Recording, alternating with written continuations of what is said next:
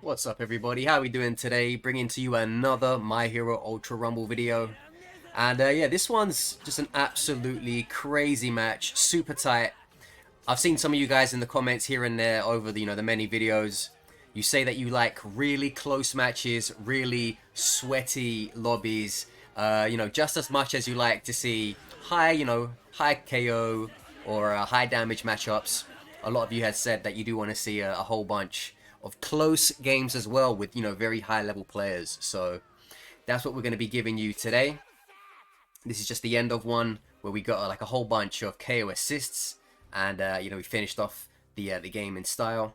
So yeah, we've been picking up wins throughout the new season so far. Look at that Ida outfit; it's pretty neat. I don't think I'd wear it, but it's cool that they added it in. So if we shoot ahead over into the next game, you guys get a look at that lobby. If you know about who's tough in this game at the highest level, you will know this lobby is filthy. This is a filthy, filthy, filthy lobby. Like, if you know anything about if you know anything about the leaderboards on EU, you know that's a filthy lobby. So I thought you guys would enjoy this one because it is a tough game with a lot of very good players in there. And I'm talking people who come near the top of the leaderboard in there. I'm not gonna like point names out, but like I said, if you know, you know. So again, so you guys have been asking for high level matches that go the distance. Yeah, so here's one for you. Hopefully you guys enjoyed it. It's a very, very, very goated lobby. Some very grand old players in there. Even you can see me say on the left hand side, I'm like, crazy lobby, I think it's always a good idea for you guys, you players out there, to always be aware of what kind of a lobby you're walking into, for number one. And for number two, I think it's very, very good for you guys to also make your teammates aware, like, hey, this guy's good, look out for him. Hey, this team's good, look out for them. And Tomio, he said, yeah, very crazy. So he knows as well. And Tomio is up there right now in the leaderboards. He's a very, very solid player. So, same for Chede. Chede is also really, really cool. So yeah, I'm not gonna like point names out or do this or that, but like I said, if you know, you know, and if you don't, just take my word for it. This is a very, very sturdy lobby, like as sturdy as you're gonna find. Like this kind of lobby that I'd have people backing out, turning their console off. This is one of those lobbies. If you look at the names beforehand. So yeah, I hope you guys enjoy this, and you'll see what some really up close and personal high MMR battles are gonna look like. Like I said, these are the kinds of games you don't really walk around with and get 10 KOs in because everyone's just doing their thing. And like those numbers don't really rack up. Not normally anyway. So we spawn off at parking lot against like a really, really solid team. These guys are all up for it. We're all up for it. I'm trying to be clever, trying to keep my distance because I'm Bakugo. I don't want to get too close to people who I don't need to get too close to. I can hit All Might further away than he can hit me, so I don't want to get too close to him. Same with Mount Lady. I can hit Mount Lady further away than when she can hit me, so like, why would I get too close to her either?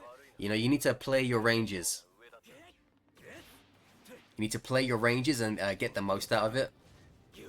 Because the smartest players will try their absolute best to never put themselves in danger. And that's what you guys should always pick up when you're playing yourself. When you can identify your there's a I don't normally emote on people, but there's a reason for that. I'll just leave it at that. There's a reason for that. I won't say any more in it because I don't get drawn into something. But yeah, normally I don't do that and I don't condone that. But if you see me doing it, it's for a good reason, okay? So just know there's a reason for that. Anyway, very good player though, that guy. Very good player. Where was I? Yeah, one of the biggest things for becoming, a player of like the next level in this game is you want to understand that for the character that you're playing, the character that you're maining, you need to say, at what point am I in danger of being this close to said person? So for a Mount Lady, I know Mount Ladies offer me no threat until I'm close enough for them to either hit their alpha on me or slide toward me. If I'm out of range of both of those, in theory, a Mount Lady can't damage me. In theory. Again, that's what we need to...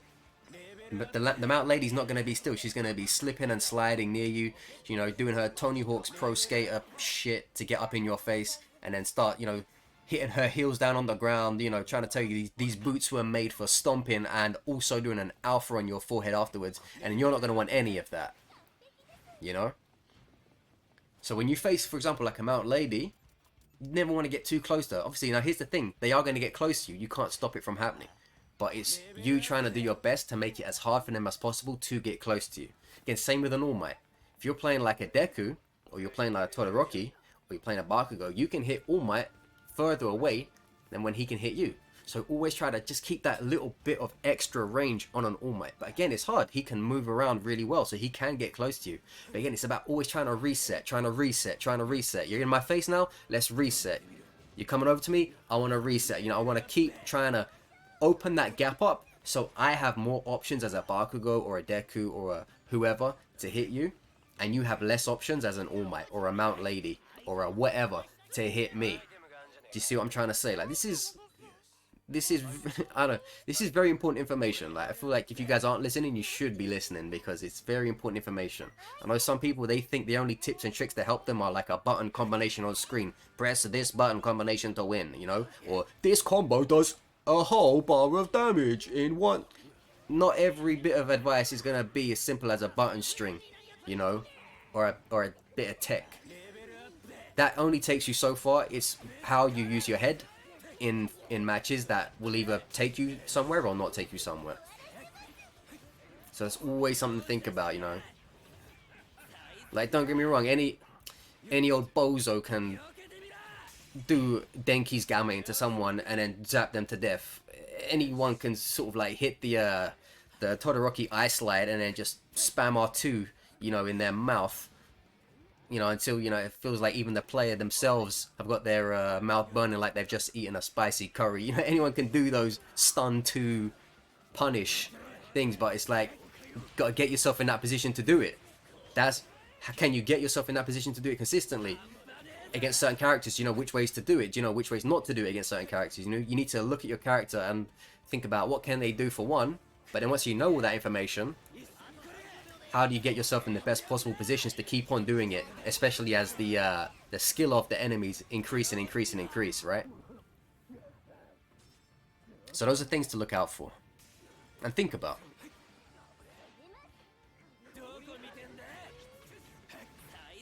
So it's always good to think about that information. So yeah, as you can see, very, very tight game so far. You get some very good players. So Tomio, like I said, Tomio is an awesome player. But Todoroki is also, you know, a bit busted at the minute as well. But because Tomio is so good, he knows how to make the most of Todoroki's kit, busted or not. Same with Toga and Chede. Toga's good, but she's even better because Chede knows exactly how to use her entire kit. When, where, how. I'm facing this person. Okay, that means my victory conditions change compared to if I was fighting this person. You know? You know how I was saying earlier about all of those things and how you'd beat an All Might, how you'd beat a Mount Lady. By staying out of range, trying to keep that range, all that kind of stuff. If you're playing Kirishima, that's not the case. You want to be close. You want to be as close as possible because you're playing Kiri now. You're not playing Bakugo, so your mentality changes, and now you got to think of things a different way. That's why, you know, depending on who you're playing. Yeah, I was super lucky there because I said I'm not really a fan of like the stun playstyles. I don't really. Again, I'm not throwing shade on anyone. I'm just not really a fan of that playstyle. I just don't rate it as much as other playstyles because I think it's like, okay, you get the stun once and then you get to take someone's like whole health bar. I don't really enjoy that so much from like a skill perspective. Again, I'm not trying to make any claims or try to bring anyone down. Absolutely not. It's a valid playstyle. It's in the game, right? But like I said, I don't rate it that much. Personally, I like to see, you know, fights where your damage is because you're catching them, you know, you're catching them slipping in terms of like your skill and mentality repeatedly to keep getting that health bar down, as opposed to I faked you out once or I got you slipping once and now I'm going to take your whole health bar because of it. You know, I don't really like that as much, but that's just me. But again, if you are playing those kind of characters, you need to think about how do you get the most of that. If you're facing those characters, how do you get away from that? So as I said, I got caught slipping because I just went on the other side of the wall, I didn't see it, and then boom, I get clocked by it. But thankfully, you know, my teammate, he was there for it. And we managed to keep moving in the right direction because of it.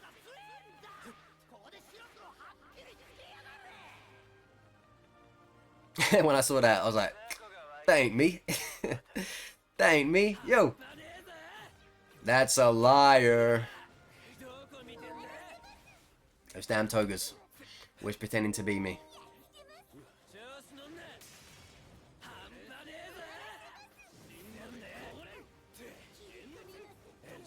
So yeah, this was you know, like I said, a very good lobby with some very good players. And yeah, hopefully you learned a thing or two about, you know, these kind of crazy matches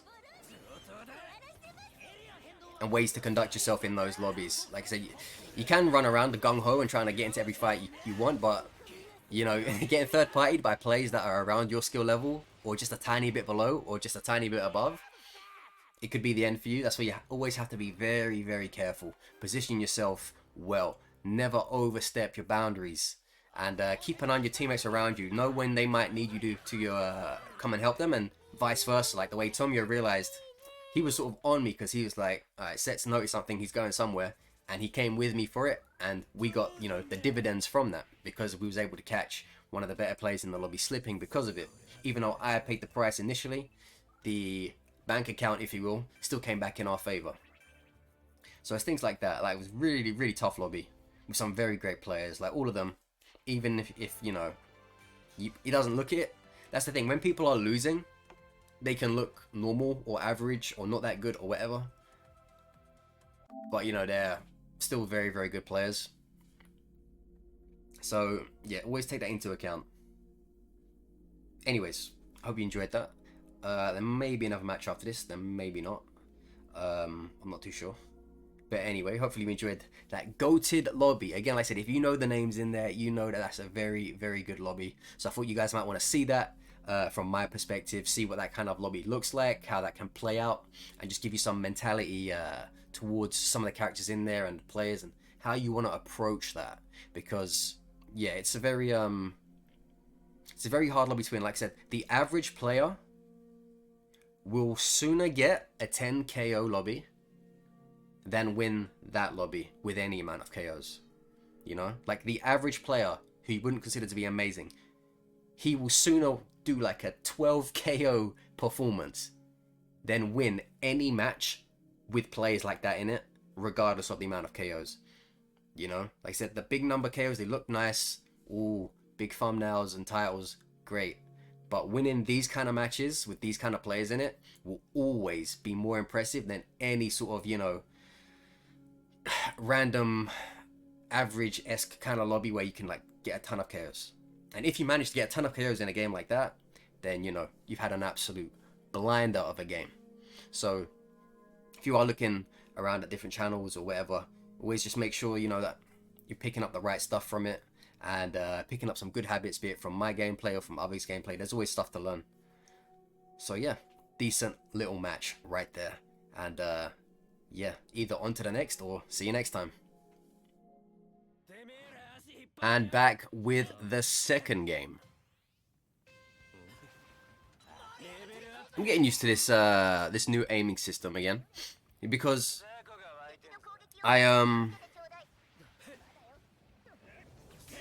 like I said before in another video, in the beta the aim was pretty much like this. You know, not really aim assisty. You know, you can feel it a very tiny bit, but it's not really, you know, anything that gets in the way. And you kind of just have to work on your own aim more than expect the game to do it for you. Do get me wrong, even in the old one, when people were moving around frantically, you still kind of had to aim yourself anyway. But, you know, in the easier looking sort of areas, where people would be kind of still or like strafing, I did that little movement there, you know, that little wall jump, because I was expecting the Todoroki to be waiting for me. And then I thought he was going to try and freeze me, which is why I did that move. And if he did, I would have gotten around it. But he didn't, so like, you know, it worked out. But yeah, his big ice wall got me over here instead. Yeah, I'm still gutted that they lowered Bakugo's damage on shooting through the wall. Because I feel like if you shoot... Here's the thing. There's no aim assist really to the level that it was at before anyway. So it's not as if like the game's guiding you to shots behind walls. Like, hey buddy, it's so easy to shoot through the wall because the game's telling you where they are. It's like, no, you have to guess where they are on the other side of the wall. So I feel like to guess correctly and then basically get punished for lower damage just isn't a nice feeling. I think they should have kept Bakugo's full damage on his AP shot going through the wall. That's just my opinion. But yeah, I would have preferred that, to be honest. Kakattakoi!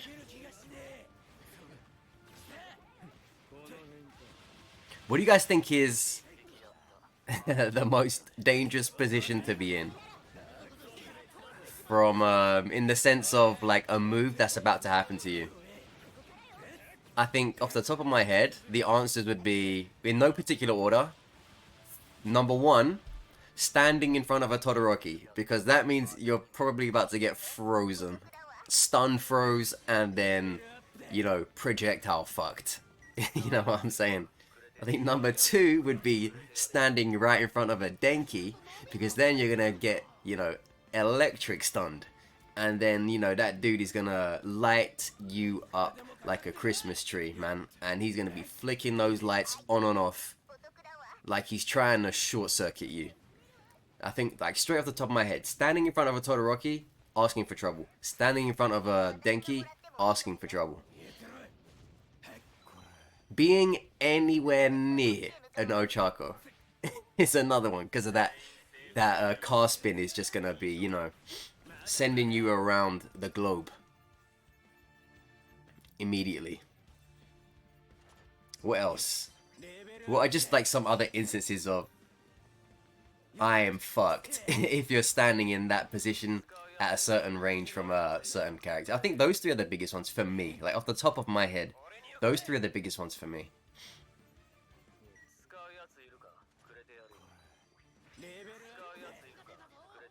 Being stuck in a small space with Kiri is another one.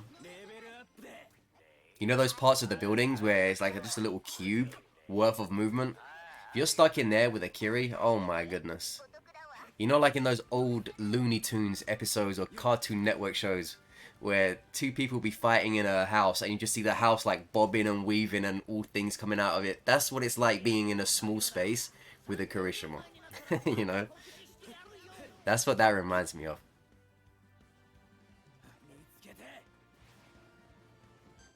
I'm recording this on different days. I think the first match of this video was the goated lobby, wasn't it?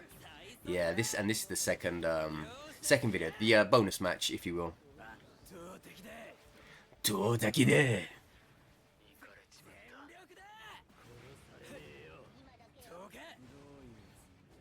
When your teammates go down, your first thing should be to look around and see who's trying to target them. That's like the biggest thing. I know that sounds obvious, but a lot of people don't think about it. They just like kind of just try and do their own thing. But whenever one of my teammates goes down, my first thing isn't how can I get him up. My first thing is always how do I hit the person who's trying to finish him off, and how many are around him. Because first you need to you know recognize, do I even get this revive? Is it even possible? You know. Can it even be done? Like, if you got a Derby standing over them, dropping traps on him like he's playing Dead by Daylight, and there's, you know, a Todoroki on the side throwing flames on him, you can probably say, alright, I'm not getting this revive. But sometimes, you know, like an instance where I managed to help my friend out there earlier, you know, you can just distract the enemies or get in their way just enough to make them not target your down teammate for either yourself to get them later or your teammate to come and grab them in the meantime. Thankfully, we had a floppy, so it was like made, you know, like 100% more simpler.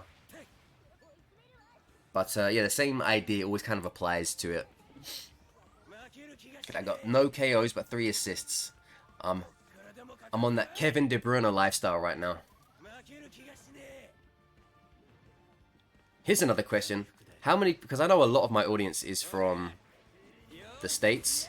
I think I have like a 50% US viewership and then like a 50% everywhere else viewership. Just like very loosely. Yeah, what was I gonna say? Yeah, what do you guys like football? Or I guess to some of you, you might know it as soccer. Do you guys enjoy that sport? To any degree, like you either like it a lot, like you follow a team, or maybe you don't really follow it, but you know, you might watch the World Cup. You might watch the World Cup. Why did I drink a full potion in that instance there? Okay, I'm watching this back. I really don't know why I did that. Maybe I was just that desperate to get to get those shields up. Sonna. A little tip as well for you guys struggling with the aim assist changes, because I know, you know, it's a bit daunting at first. You know, hey, you know, my aim's all gone. I can't hit people the way I used to anymore. This is horrible. I get it.